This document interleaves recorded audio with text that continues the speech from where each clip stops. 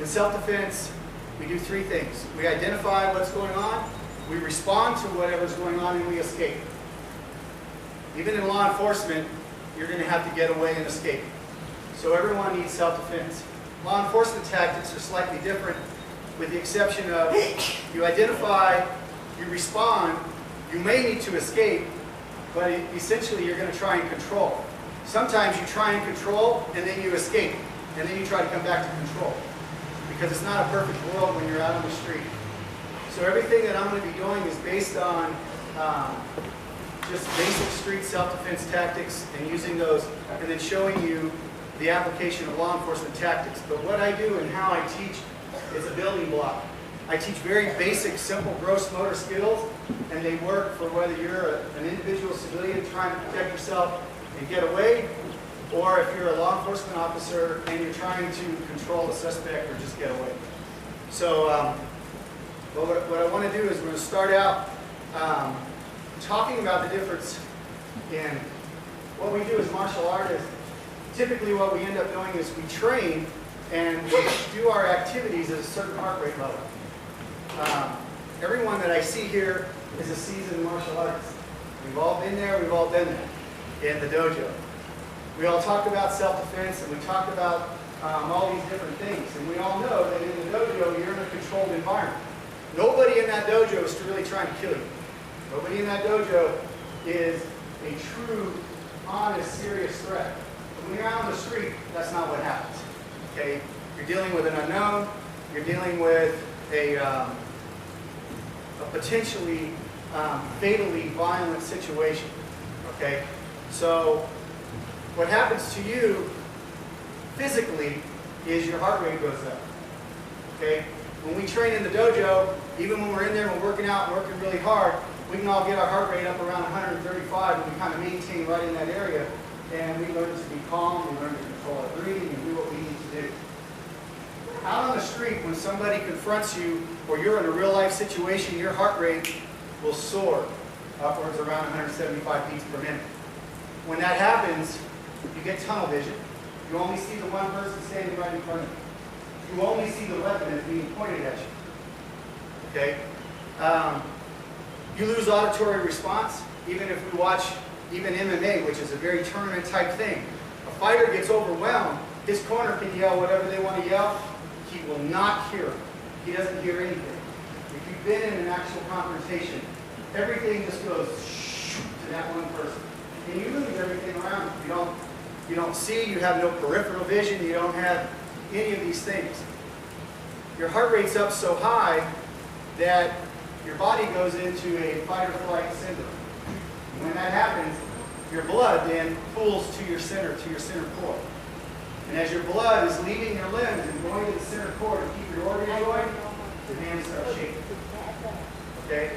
And law enforcement officers find that when they do their training, part of the training they have to do is they'll go run 200 yards, full out sprint. Come in, start hitting the heavy bags, start kicking, start doing all this and pretending that they're in a solid 2-minute fight. And then they pick up a practice weapon, try to load it, and try to point it and keep the laser beam on a very specific pointed target and pull the trigger. And what you immediately find out is you can't even pick up the clip, your hands are shaking, you can't get it in, so you lose your fine motor skills. Okay? And once you lose your fine motor skills, all those really cool, neat things that we all like to do in martial arts when we stay and we play and we're going, oh look, and you can do this and you can do that, they're out the window.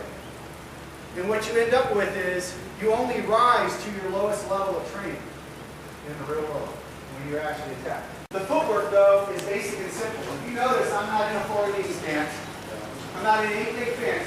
Okay? We've all been walking and running since we were babies. All you got to do is be able to walk and run. If you can walk and run, you can defend yourself. Okay? When a person's moving in, and you can come in with a shot from this side, if you will. How would I show you that? When I move here, and you're still pressing in. Now, when I go to move him to the ground, see this foot? It's just going to move back over here. And his energy is coming where? Straight at me, right? His energy is coming this way. I'm not going to really try to even circle it around. I'm going to let it come through. I'm I'm going to step here. Okay? But I'm not going to allow him to walk, because I'm going to double the speed that he's going to be able to keep up. And I'm going to drive down and drive up. Okay? So you can get a little fancy if you want. This way is a position where I can sit you to the ground. Okay? So I'm standing here, and I happen to be faced in front of him, and he attacks. And as he attacks, I go here, roll his head down, and I sit him right here on the ground in front of him. That's called setting the table. Okay? Because I could beat him all day long once he's in that position, because I'm right behind him and he's sitting on his body. Okay? And the only thing I did different in the technique is, rather than dragging him out and putting him on the ground to a handcuffing position, I put him in a position of control in front of me where as soon as I go to this and I'm separating this arm from his neck, I'm just going to take my hand, wrap it to the neck, and everybody has these two little bumps right here. It's God's handle to throw you to the ground. That's what it is, trust me. Because as soon as someone gets a hold of it and they drive down on that, you're going to the ground, aren't you? And I lift up on this arm, he will sit, whether he wants to or not. Okay, I see what I'm doing. I do help him.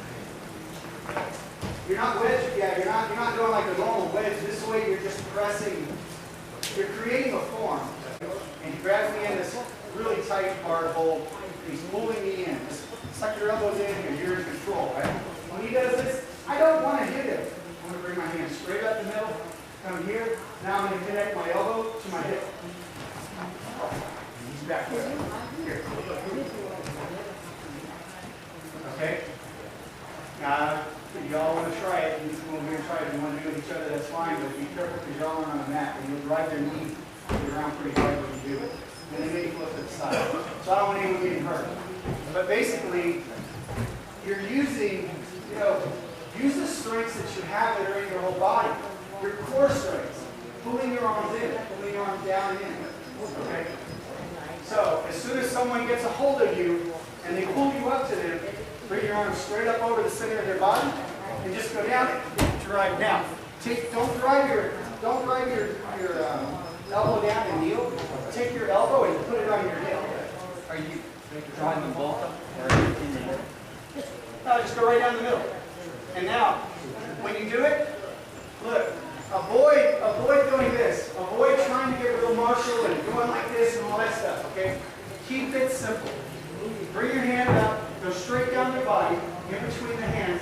Now take this and stick it on your hip, right here. So you stay upright. You shouldn't bend at all. Just put it on your hip. So if you do, okay? If I grab a hold of him, do it on this side so they can see. If I grab him like this, he brings it up over, go straight to your head. You see my head go down? Look where his hand is. He's got the head. He can redirect the head, push the head back up, but he can still raise his arm up if he wants. Put your hand here, raise your arm straight up. No, just put your hand here, raise the arm straight up in the air. Just get it straight. See what you're doing in my head? So as I grab him here and I pull him in, he comes over the top, drives down, he gets me off balance. This hand comes right up, grabs the back of my head, this one goes here, and now you've got a nice head throw. Basic and simple, and you're using, remember, gross motor skills. Okay? So, here we have force multiplier. So now everyone get their cute little bandana scarf. You know everybody in Texas wears one, right? No, I'm just kidding. Okay, so I got out a handkerchief because women have scarves, they have purses with handles, whatever. But it's just to show you some force multipliers that you can use. Now, this is a nice simple piece of cloth, t-shirt, rope, whatever. If he's a threat to me, I can go pop it in his eyes. Right? I don't want to hit him because I don't have depth and I don't know how far away you go. But pop him in the eyeball. Leave. Right? He says, "I want your wallet." You go, "Sure." Well, he got my 99-cent handkerchief. Okay? But where does his eyes go? They go to this, right? If you go, "Here, hold this." Ooh, I went right through it. Hang on, I got it back here somewhere. Here, hold this. Ah, okay? So it makes a really nice distraction. And here's where the force multiplier works, okay? Let's say I just taught you guys how to bring your arms up and do all this stuff, right? And everybody loves to hold karate block thing that we all do, right? Now you just connect the two together. Simply hold it with your thumb. It's here, okay? And all you're going to do is you're going to hold it, and you see how you pop it? Like this. Okay? We've all done that with belts with our kids here. Someone will show you something. That's going to get you in a minute. Put your finger in there, right? So it's basically the same thing, right? So he's standing here, and he throws his punch. Feel it? And just by popping it, you see his hand actually leave. I want you to actually come in and if you hit me, I'm just going to fall. It'll be fine. Go ahead. Okay. Now I'm not going entangled in. I'm not going anywhere from there. But just simply by doing this little pop, I can block it. Okay. It's increasing the amount of impact and force, but it's not going to leave any bruises on him. He's not going to be able to tell the cops, you know, this guy blew out an handkerchief and beat me up. They're going to say, show me the marks. Oh no, they were there a minute ago. Okay? Alright, so the other thing is that, let's say he goes and he starts trying to choke me. Y'all will love this one, right? Yeah, he can either choke or grab or whatever, but he decides he's going to attack me, right? And I have my trusty little hanky, right? So all I'm going to do is I'm going to take it over, put it on his elbows, and draw both elbows down. He ain't held on no more, is he? Who's in control? Him or me? Now watch. Once I'm down here, where am I going to go? Just come up to the head, put him on the ground, and go.